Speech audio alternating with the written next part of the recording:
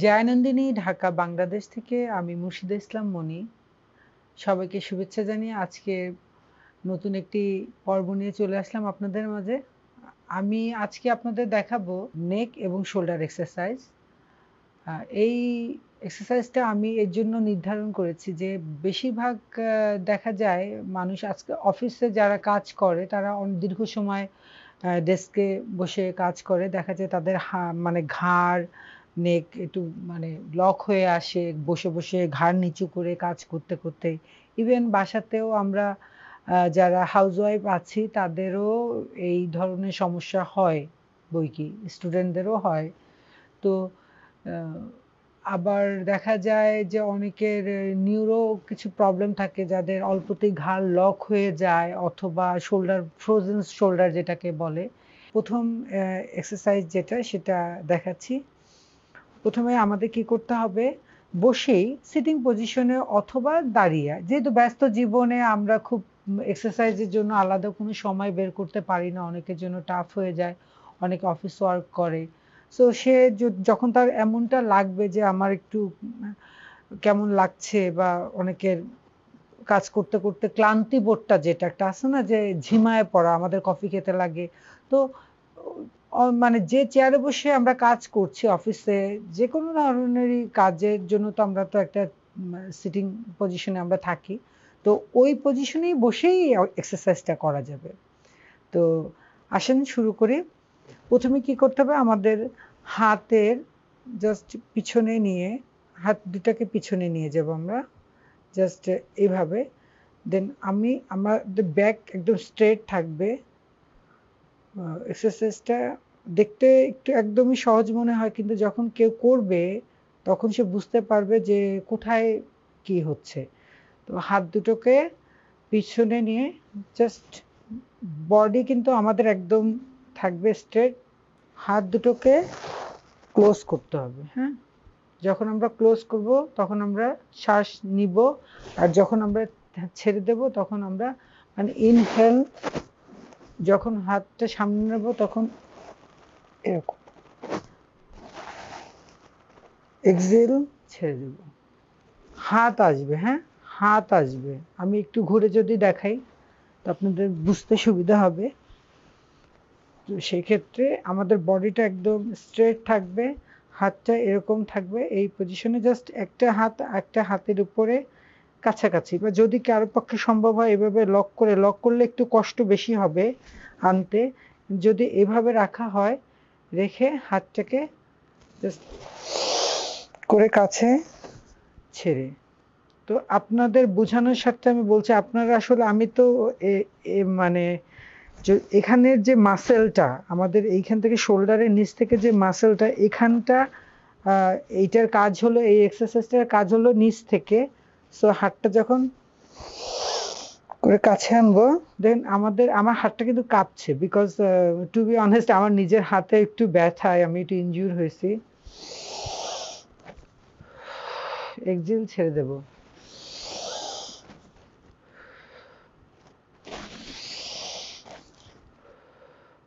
এই হচ্ছে কি, আমি ঘুরে দেখালাম এর জন্য যাতে আপনাদের সুবিধা হয় বুঝতে।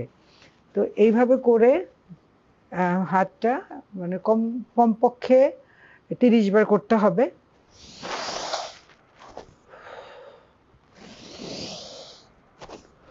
আমরা শুধু হাতটাকে আনবো। হ্যাঁ, হাতটাকে আনবো, হাত কিন্তু আবার নিচু করে আনবো না, জাস্ট একটা হাতের একটা ফর্ম থাকে, তো যে আমরা হাতটা বাঁধলে যে আমাদের কনুইটা যেখানে থাকে সেখান থেকে চলে আসবে, হাত নিচু করা যাবে না। হ্যাঁ, নিচু করলে নিচু করে এটা সে টাচ করতে সহজ হয়, কিন্তু যখন এই ফর্মে থাকে তখন কিন্তু এটা টাচ করতে কঠিন হয়।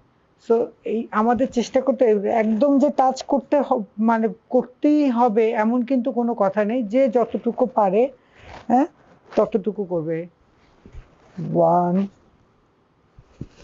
2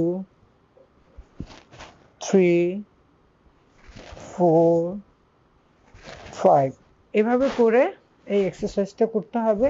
তাতে কি হবে, আমাদের যে এইখানের শোল্ডার থেকে শুরু করে যে এইখানের যে মাসেলটা আছে, এই মাসেলটার উপর প্রেশার মানে করলে কি হবে, এই আমাদের যে ক্লান্তি ভাবটা বা বসে বসে যে আমাদের মাসেলটা যখন মানে অনেক বেশি হয়ে যায়, প্রেসার পড়ে, তখন মাসেলটা শিথিল হয়ে যায়। আমরা এই এক্সারসাইজটা করলে এই মাসেলটা আবার উজ্জীবিত হয়ে যাবে, তখনই আমরা চাঙ্গা ফিল করব। এটা হলো নাম্বার 1। নাম্বার 2, হাতকে জাস্ট আমাদের এই যে ব্যাকের পিছনে এভাবে করে রেখে, হ্যাঁ, হাতটাকে চেস্ট ওপেন থাকবে, একদম স্ট্রেট, হাতটাকে পিছনে রেখে এইভাবে করে, মানে একবার সামনে একবার পিছনে। যখন আমরা নিঃশ্বাস নিব, তখন যখন ছাড়বো,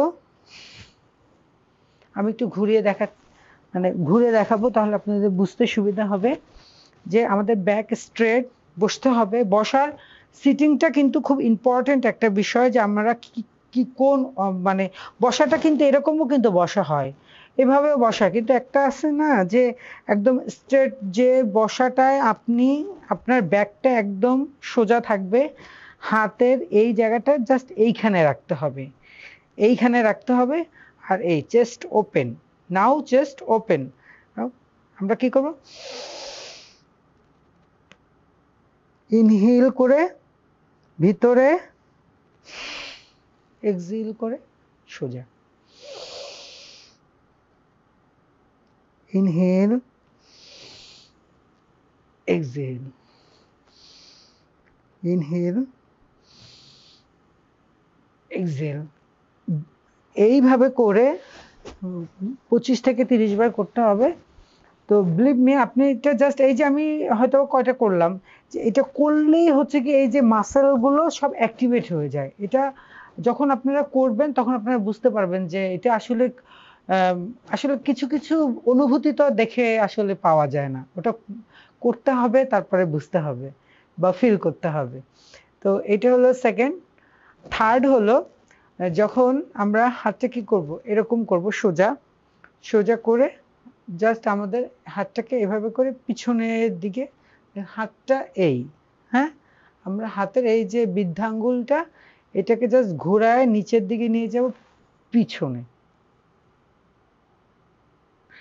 সব এক্সারসাইজই আজকে এমন যে এর জন্য আমাকে ঘুরতে হচ্ছে। দেখেন আপনারা বোঝার জন্য, হাতটা প্রথমে এই, দেন হাতটা আঙ্গুলটা বুড়ো মানে বৃদ্ধ আঙ্গুলটা টুইস্ট করে নিচের দিকে নিয়ে আমরা কি করব, পিছনের দিকে নিয়ে যাব। এভাবে করে ধরলে এই যে আমাদের যে এইখানে যত মাসেলগুলো আছে সবগুলো অ্যাক্টিভেট হয়ে যায়, এবং খুব মানে যার পেইন থাকে, ব্যাক পেইন বা ফ্রোজেন শোল্ডার বা নেক পেইন, বা অনেকের থাকে না ডান বামে তাকাতে কষ্ট, ঘুম থেকে ওঠার পরে অনেক সময় দেখা যায় যে মানে খুব, তারা এই এক্সারসাইজটা একদম রিল্যাক্সলি বসে করলে তারা উপকার পাবেই পাবে। তো সো প্রথমে আমরা হাতটাকে এভাবে করব। এগুলা কিন্তু ইয়োগা কিছু আসন।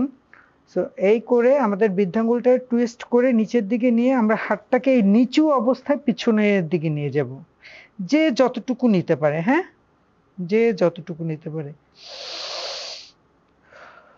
আবার আমরা হাতটাকে ঘুরায় সামনে নিয়ে আসবো, এক্সহেল করে। আবার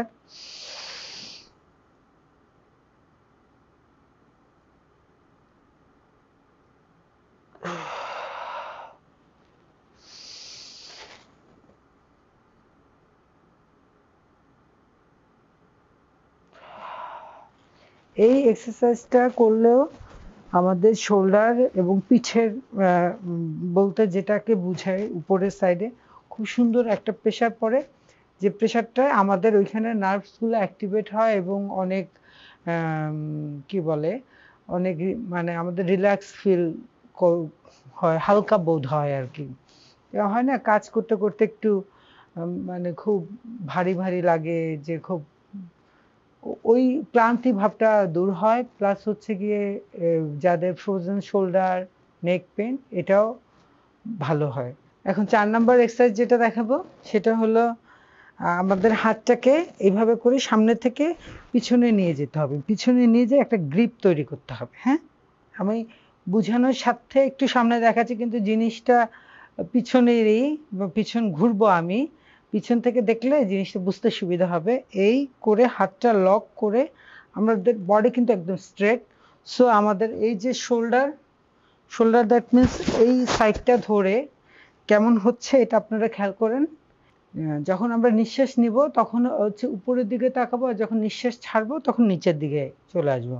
তো ইনহেল, এক্সহেল। এক্সহেল মানে কিন্তু সেন্টারে না, একদম নিচে চলে আসবো। জাস্ট আমাদের থুতনি এখানের সাথে টাচ হবে। So inhale, exhale. আমি এখন ঘুরে ঘুরে দেখাচ্ছি, মানে আমি তাহলে আপনাদের একটু বুঝতে সুবিধা হবে। যে হাতটা কি করতে হবে, এইভাবে লক করে ফেলতে হবে। জাস্ট এই হাতটা লক করে, কিন্তু মাটিতে রাখা যাবে না, হ্যাঁ, হাতটা একটু উঁচুতে রাখতে হবে, তাহলে গ্রিপটা আসবে। হ্যাঁ, হাতটা এই করে যখন আমরা নিঃশ্বাস নিব উপরের দিকে তাকাবো, আর নিঃশ্বাস যখন ছাড়বো তখন নিচের দিকে। যদি কারো এইভাবে করে এইভাবে কষ্ট হয়, তাহলে তারা হাতটাকে এইখানে রাখতে পারে, সর্বোচ্চ এইখানে, কিন্তু মাটিতে রাখবে না। হ্যাঁ, হাতটা এইখানে থাকবে, জাস্ট এইখানে। আর যদি কেউ উপরের দিকে তুলতে পারে তো ওয়েল অ্যান্ড গুড। উপরের দিকে তুললে প্রেশারটা অনেক বেশি লাগে, মানে এইখানে প্রেশারটা অনেক বেশি আসে। আর যদি কেউ হাতটাকে এইখানে রাখে, শুরু যারা মানে একদম বিগিনার, তারা আমি বলবো তারা এখানেই রাখুক, কারণ তাদের না হলে অনেক কষ্ট হয়ে যাবে। তা এখানে রেখে, মানে যখন আমরা নিঃশ্বাস নেব করে উপরের দিকে তাকাবো, ছেড়ে দেব, নিচের দিকে চলে আসবো। এইভাবে করে কমপক্ষে 5 মিনিট করে এক্সারসাইজটা করতে হবে। তাহলে কি হবে, আমাদের এই যে এখানে যে প্রেশারটা, মানে আমাদের এখানে যে প্রেশারটা, যে কয়টা এক্সারসাইজ আমি দেখালাম এর ভিতর এই এক্সারসাইজটা একটু একটু টাফ। যদি কেউ করতে চায় জোর করবেন না, কখনো এক্সারসাইজে জোর করতে হয় না। হাতটা যদি এইভাবে বেঁধে, মানে দ্যাট মিনস এরকম লক করে করতে কষ্ট হয়, তাহলে হালকার উপরে একটু হাতটা পিছনে নিয়ে বা একটু চেষ্টা করতে হবে। মানে ব্লক যে করতেই হবে এমন কিন্তু কোনো কথা নেই, তবে নিয়মটা হলো লক করা এবং একটু হাতটা উঁচুতে রাখা। যদি কেউ উঁচুতে না রাখতে পারেন, তাহলে যা সে এই কোমরের উপরে রেখে ঘাড়টা উপরের দিকে তুলবে, আবার নিচের দিকে, উপরের দিকে নিচের দিকে। এই হলো এক্সারসাইজ। আর একদম সর্বশেষ যে এক্সারসাইজটা হলো সেটা হলো হাতটাকে আমরা কি করব, হাঁটুর উপরে রাখবো, দেন একদম স্ট্রেট বসবো, এবং আমাদের এই শোল্ডারটা, দ্যাট মিনস এই জায়গাটাকে যত রোটেট করা যায়, ঘুরায়, হ্যাঁ, সেটা হলো আমাদের শোল্ডার ঘুরবে কিন্তু বডি যেন না ঘুরে। দ্যাট মিনস এরকম করে হাত,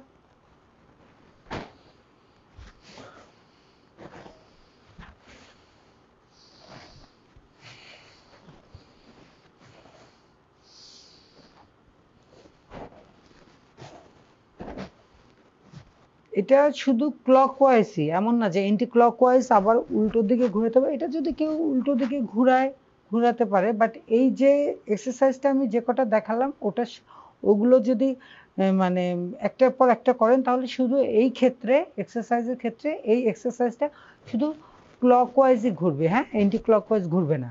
এইটা মানে যে যতবার করতে পারে, 15 বার 20 বার।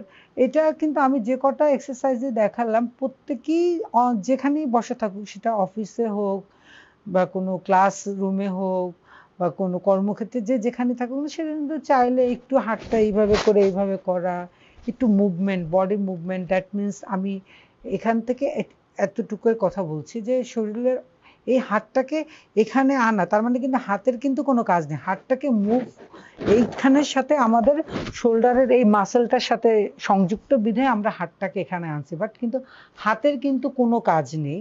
কাজ হচ্ছে গিয়ে পিছনের, আমাদের শোল্ডার এবং নেকের সাথে জয়েন্ট বিধায় আমরা হাতটাকে এখানে এনেছি। তো এই এক্সারসাইজটা করলে সবাই, যাদের যে সমস্যাগুলো আছে যেগুলো আমি বললাম, নেক পেইন, শোল্ডার, ফ্রোজেন শোল্ডার বা কাজ করতে করতে ঘাড় ধরে আসা, এই ধরনের হয় যে বিষয়গুলো হয়, ওগুলো থেকে রিলিফ পাওয়া যাবে। আর আমাদের চেষ্টা করতে হবে একটু কোয়ালিটি ঘুম ঘুমাতে। দ্যাট মিন্স আমরা সবাই কম বেশি এখন এমন একটা ট্রেন্ড হয়ে গেছে, আমরা অনেক মানে লেট করে বিছানাতে যাই, কিন্তু কোয়ালিটি টাইম যে স্লিপটা, যেটা আমাদের শরীরের জন্য দরকার, যে সময়টা আমাদের শরীরে অনেক ধরনের হরমোন তৈরি হয়, সেটা কিন্তু রাত 11টা থেকে রাত 2টা পর্যন্ত। এই যে ডেল্টা স্লিপ বলে এই টাইমটাকে, 11টা থেকে 2টা, দ্যাট মিন্স 12, 1, 2, 3 ঘন্টা। এই 3 ঘন্টা ঘুমটা যদি কেউ ঘুমাতে পারে, তাহলে অন্য সময়ে 6 ঘন্টা, মনে করেন আমি 2টায় বিছানায় গেলাম, 1টায় বিছানায় গেলাম, তখন থেকে আমি 8 ঘন্টা ঘুমালাম, তাতে যে উপকার না পাবো, আমি যদি 11টা থেকে 2টার মধ্যে ঘুমটা, যে 3 ঘন্টার ঘুমটা এত ইম্পর্টেন্ট, তো এই ঘুমটা আমরা তো, টু বি অনেস্ট, যেটা আমরা এখন সবাই একটু মনে হয় এমনই অভ্যাস হয়ে গেছে, সবাই একটু দেরি করে ঘুমাই, যে কারণে আমাদের শরীরের রিদমটা নষ্ট হয়, হরমোনাল একটা ব্যাপার থাকে, আমরা ঘুম থেকে উঠে চাঙ্গা ফিল করি না, কারণ আমাদের ঘুমটা, দেখা যাচ্ছে আমরা ঘুমাচ্ছি, দৃশ্যত আমরা ঘুমাচ্ছি, আসলে আমাদের বডি কিন্তু জেগে গেছে। হ্যাঁ, কিন্তু আমরা মনে করছি যে আমরা ঘুমিয়ে আছি। তো এরকম হয়। তো আমরা চেষ্টা করব সাউন্ড স্লিপ যাতে হয় কমপক্ষে 7 থেকে 8 ঘন্টা। আর ঘুমানোর আগে যদি কেউ একটু অশ্বগন্ধা পাউডার, যেটা আমি কিনা বলবো, আজকে বলবো, অবশ্যই অশ্বগন্ধা পাউডারটা যদি যারা একটু ম্যাচিউর আছেন, তারা যদি একটু কুসুম গরম দুধের সাথে আধা চামচ পরিমাণে, বেশি খেলে আবার এটা শরীর গরম করে ফেলে। অশ্বগন্ধা পাউডারটা কিন্তু একটা ন্যাচারাল ঘুমের ট্যাবলেট। তো আমরা কোনো ঘুমের ওষুধে না যেয়ে যদি এই অশ্বগন্ধা পাউডারটা আধা চামচ বা হার্ডলি 1 চামচ একটু কুসুম গরম দুধের সাথে মিলায় সামান্য একটু হলুদ দিয়ে খাই, তাহলে ঘুমের 1 ঘন্টা আগে যদি খাই, আমাদের খুব ভালো ঘুম হবে এবং আমরা খুব এনার্জিও ফিল করব। এটা একটা অনেক বড় মানে একটা বিষয়, যে ঘুমের ওষুধ খেয়েই অনেকে ঘুম আসে না বা দেরিতে ঘুম আসে, এজন্য অনেকেই ঘুমের ওষুধ খেতে শরীরের জন্য ক্ষতিকর। এই অশ্বগন্ধা পাউডারটা খেলে হরমোনের জন্য ছেলে মেয়ে উভয়েরই কিছু হরমোনের কাজ করে, যেগুলো তৈরি করতে সাহায্য করে, প্লাস খুব ভালো ঘুম হয়। আর ঘুমের মাধ্যমে আমাদের শরীরটা রিপেয়ার হয় এবং বিভিন্ন হরমোনগুলো আমাদের ঘুমের মাধ্যমেই ভালো কাজ করে। তো বেশি করে পানি খেতে হবে, এবং এখন যেহেতু শীত চলে এসছে, তো শীতে অনেক সবজি পাওয়া যায়, বেশি করে ভেজিটেবল খেতে হবে, ভাত কম খেতে হবে, আর পরিমিত ঘুমাতে হবে, এক্সারসাইজ করতে হবে, তাহলেই আমরা সবাই সুস্থ থাকবো ইনশাল্লাহ। আগামী পর্বে আবার দেখা হবে, সেই পর্যন্ত সবাই ভালো থাকবেন, সুস্থ থাকবেন। আল্লাহ হাফেজ।